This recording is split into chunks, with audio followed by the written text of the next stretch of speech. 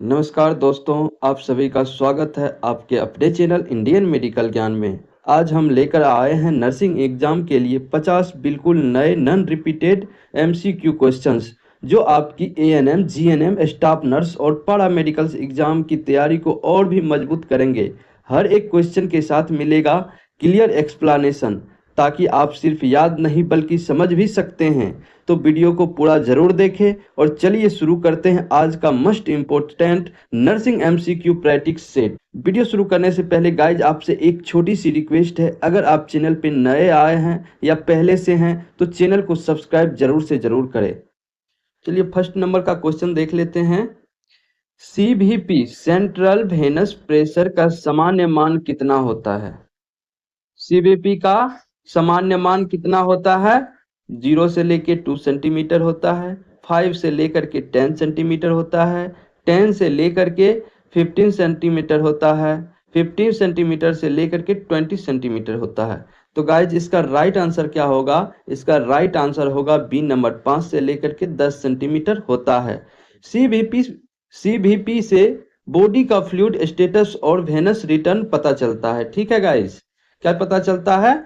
Central venous pressure से body का fluid status और वेनस रिटर्न पता चलता है। ठीक है, चलिए सेकंड नंबर का क्वेश्चन देख लेते हैं। अब रक्त का पीएच सामान्य कितना होता है? रक्त का पीएच सामान्य कितना होता है? 6.8 से लेके 7.0 होता है, 7.0 से लेकर के 7.2 होता है, 7.35 से लेकर के 7.45 होता है, 7.5 से लेकर के 8 होता है। तो इसका राइट आंसर क्या होगा गाइज? इसका राइट आंसर होगा सी नंबर, 7.35 से लेकर के 7.45 तक होता है। ठीक है, यह स्ट्राइटली अल्काइन होता है, शरीर के फंक्शन के लिए जरूरी है। ठीक है, चलिए थर्ड नंबर का क्वेश्चन देख लेते हैं। अब ओलिगुरिया का मतलब क्या है?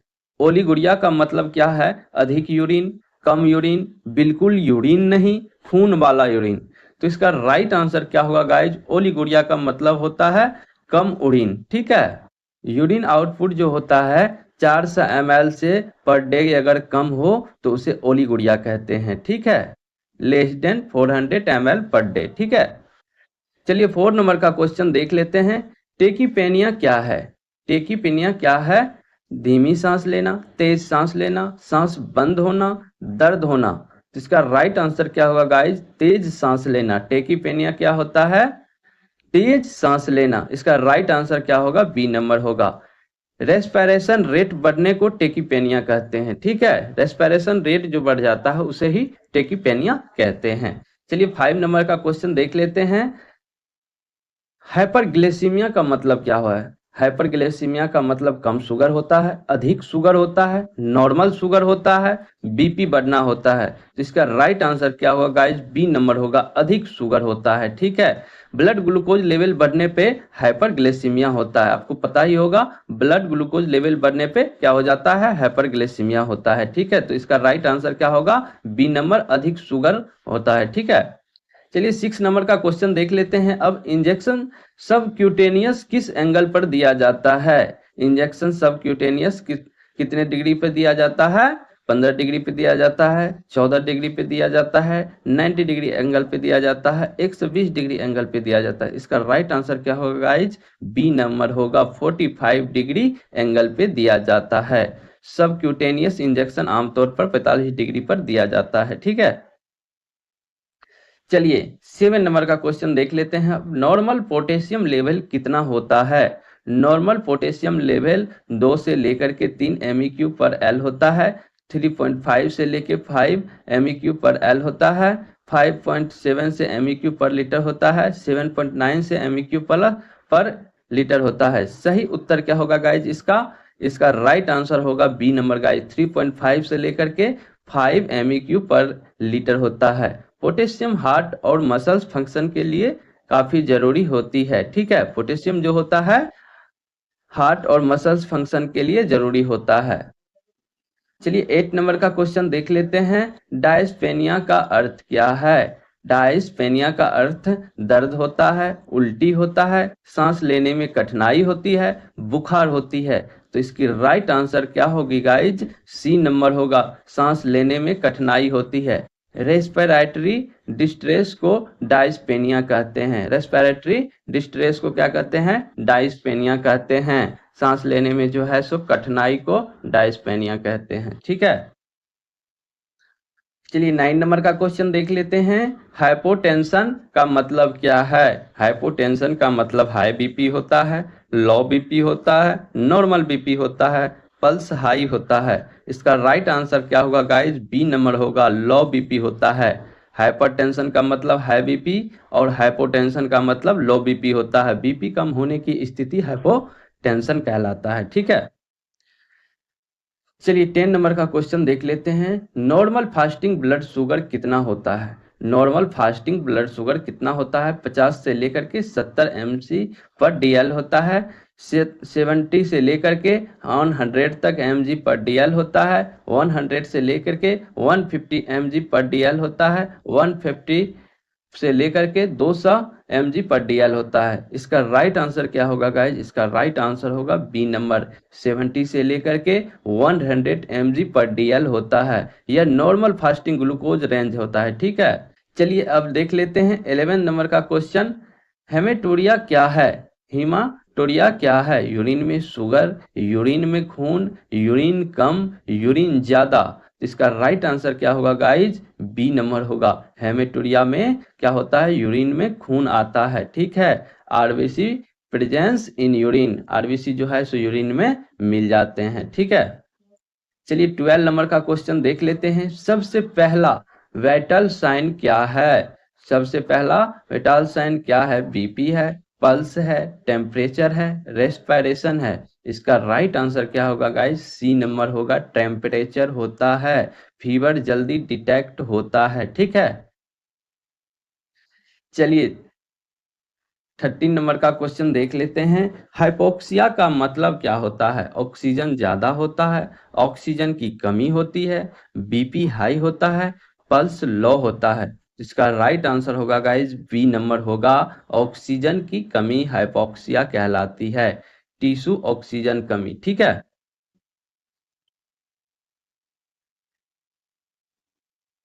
चलिए 14 नंबर का क्वेश्चन देख लेते हैं।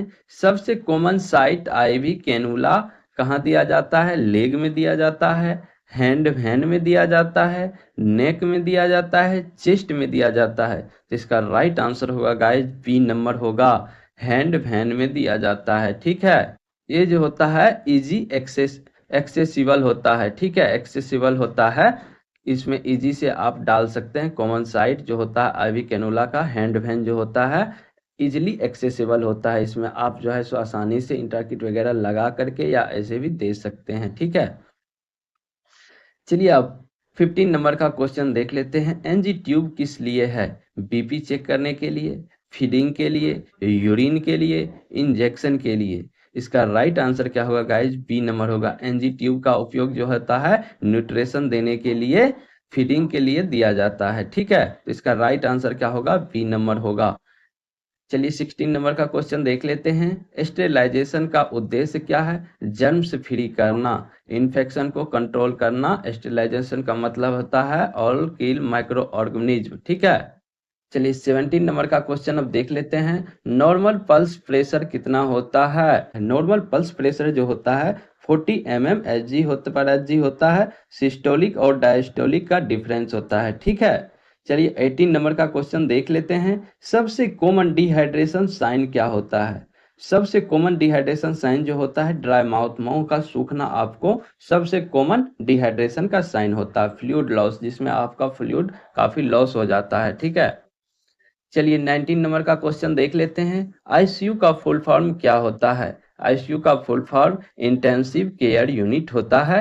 क्रिटिकल पेशेंट का केयर किया जाता है। ठीक है, सबसे डेंजरस इलेक्ट्रोलाइट इम्बैलेंस क्या होता है? सबसे dangerous electrolyte imbalance potassium imbalance होता है, जिसमें कि कार्डियक रिस्क हो सकता है। ठीक है, चलिए अब देख लेते हैं 21 नंबर का क्वेश्चन। साइनोसिस कब दिखता है? साइनोसिस कब दिखता है? ऑक्सीजन की कमी में दिखता है। साइनोसिस कब दिखता है? ऑक्सीजन की कमी दिखता है, जिसमें जो है सो स्किन आपका ब्लू हो जाता है, ब्लू कलर का हो जाता है। ठीक है, आईवी इंजेक्शन एंगल क्या होता है? आईवी इंजेक्शन एंगल जो होता है 25 डिग्री होता है, वेन में एंट्री किया जाता है। ठीक है, चलिए 23 नंबर का क्वेश्चन देख लेते हैं। सबसे कॉमन फ्रैक्चर बोन क्या है? रेडियस होता है। ठीक है, सबसे कॉमन फ्रैक्चर बोन रेडियस होता है, जो कि फॉल इंजरी की वजह से होता है। ठीक है, चलिए 24 नंबर का क्वेश्चन देख लेते हैं।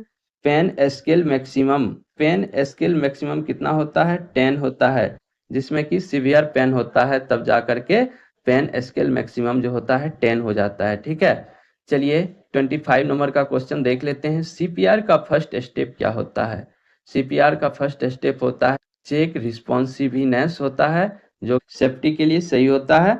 26 नंबर का क्वेश्चन देख लेते हैं। सबसे कॉमन इन्फेक्शन हॉस्पिटल में क्या होती है? सबसे कॉमन इन्फेक्शन हॉस्पिटल में यूटीआई होती है, कैथेटर रिलेटेड होता है यूटीआई इन्फेक्शन। ठीक है, यूरिनरी ट्रैक्ट इन्फेक्शन। ठीक है, चलिए 27 नंबर का क्वेश्चन देख लेते हैं। सबसे फास्ट आईवी फ्लूइड क्या है? सबसे fast IV fluid normal saline होता है, जो इमरजेंसी में यूज किया जाता है। ठीक है, फास्ट में दे सकते हैं। ठीक है, चलिए 28 नंबर का क्वेश्चन देख लेते हैं। फीवर कब माना जाता है? फीवर कब माना जाता है? ग्रेटर देन 38 डिग्री सेल्सियस हो तब, जब 38 डिग्री सेल्सियस से अधिक हो जाता है तो फीवर माना जाता है। ठीक है, हाई टेम्परेचर हो जाता है बॉडी का इससे ज़्यादा होने के बाद। ठीक है, तो आप लोग बताइए कमेंट करके नॉर्मल टेम्परेचर कितना होना चाहिए। ठीक है, चलिए 29 नंबर का क्वेश्चन देख लेते हैं। सबसे कॉमन एनीमिया टाइप क्या होता है? सबसे कॉमन एनीमिया टाइप होता है आयरन डिफिशियंसी, जो कि आयरन की कमी हो जाती है,